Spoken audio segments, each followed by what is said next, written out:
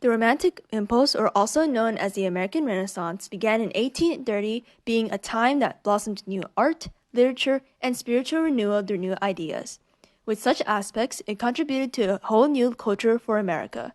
Though Romanticism did originate from Europe, American intellectuals decided to make their play on it.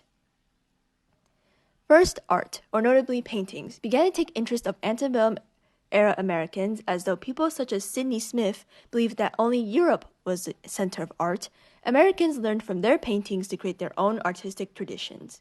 Such a site for artistic innovation was the Hudson River School, home to American painters such as Frederick Church and Thomas Cole. All of them followed a new style of painting powerful American wild landscapes, like the Hudson River Valley, that contrasted European paintings of mellow countrysides. Though Europe still did paint quote-unquote wild nature, even though they like it from their disgusting cities, artists painted America as a nation of promise. Secondly, literature.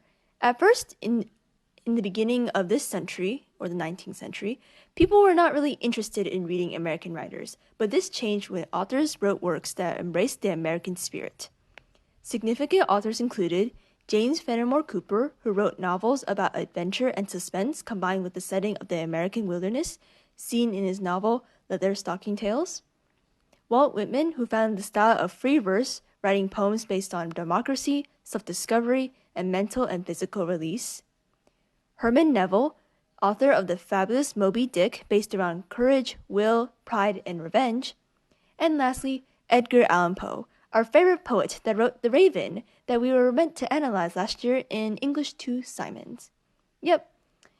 His poems, having a specific aspect about sadness, was actually to be the first American-originated literature aspect to be carried into Europe. However, most of literature was focused in the North, leaving with a few authors from the South, like Edgar Allan Poe. So to further add on to their differences between the North and South, that already included their economy and their technologies, as of mentioned prior chapters, the South decided to enter their own little different era of Romanticism during this time.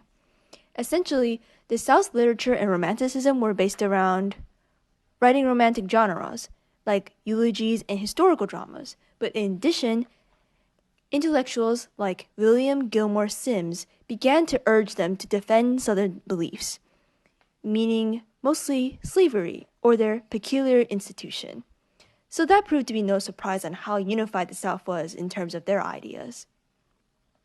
Now, if you happen to be a bit bored, zoned out, or about to fall asleep, focus up, because this section can get pretty confusing with the multiple communities I'm about to mention. So just have a few seconds to think. Already, let's go. Not only did the Romantic impulse come along with new literature and art, so did a new core belief and movement called Transcendentalism. Transcendentalism.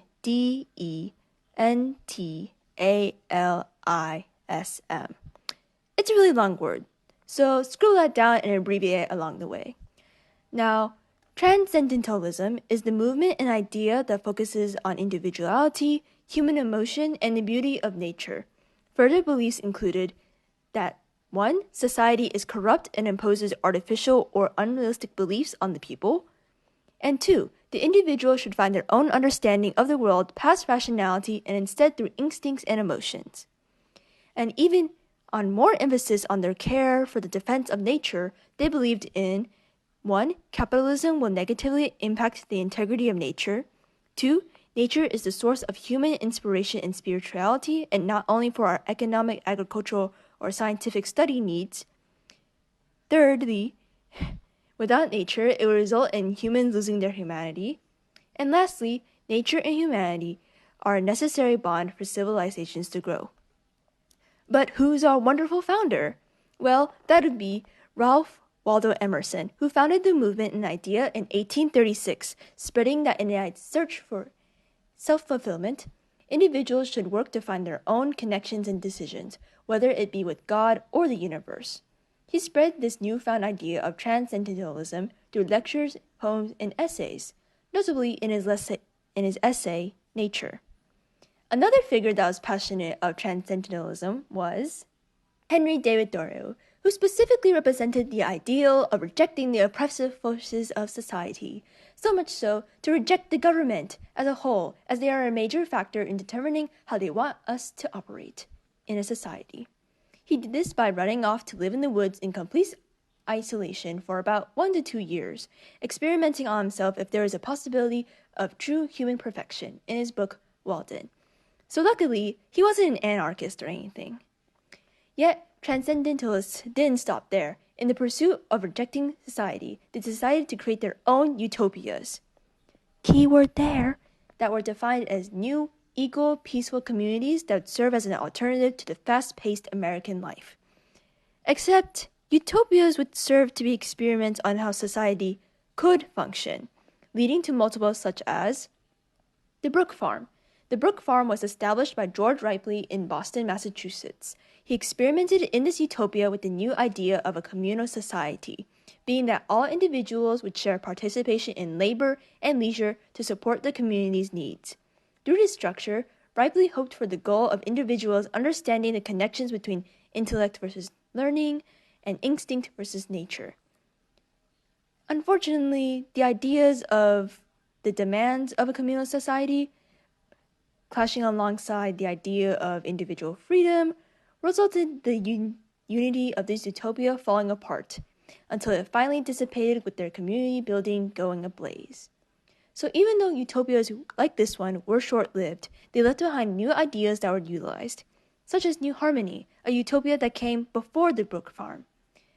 New Harmony was established in Indiana by Robert Owen, and during his 3 years of functionality, he strictly focused on total equality in terms of treatment and labor. Even though it failed economically from the lack of quality goods, more Americans would continue experiments of an Owenite communal system. But wait! Transcendentalism and utopian communities gave an effect to another new idea, which was the question and concern of the relationship between men and women. In other words, the redefining of gender roles did not cause active feminism, but it did pave a path to it, for this new issue was raised by Margaret Fuller. Margaret Fuller suggested that self-discovery and challenging gender roles were crucial to reform. She believed that from understanding and voicing yourself first, you can push for change. This is evident in her book, Women of the 19th Century, and her lifestyle that stepped out of the mold of an ideal domestic woman. With redefining gender roles in the picture, utopias quickly followed into adopting it into their social structure, seen significantly from two. One, the Oneida community, founded by John Humphrey Noyes in 1848 New York. People in this community lived by the ideals of rejecting traditional focus of family and marriage, living without the pressure of marriage, and complex marriage. These ideals specifically released women from the society's demands to raise families, go through childbirth, and satisfy the lust of males. Secondly, the Shakers, founded by Anne Lee in the 1770s, and whose population or communities mostly were around the Northeast. It differed from the Oneidas because they were more religiously oriented, the Shakers believing in Shakerism.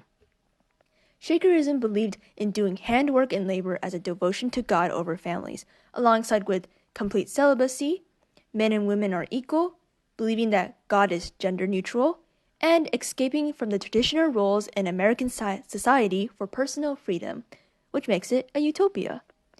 Now, moving on, we are on our last utopia. However, note that this one is more significant as part of the Second Great Awakening over most of the others, as this group, was a new religion that came from it.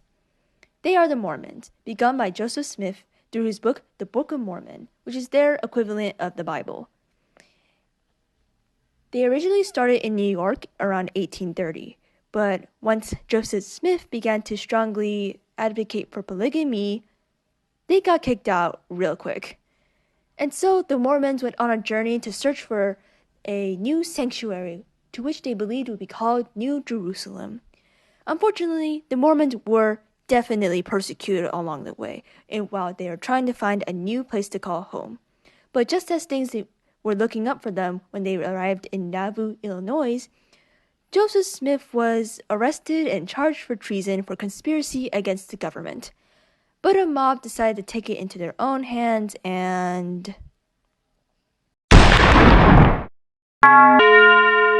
Yep, dead. With Joseph Smith hopefully resting in peace, Brigham Young took on the mantle of leadership to migrate the Mormons to Salt Lake City, Utah, establishing a theocracy and living happily ever after.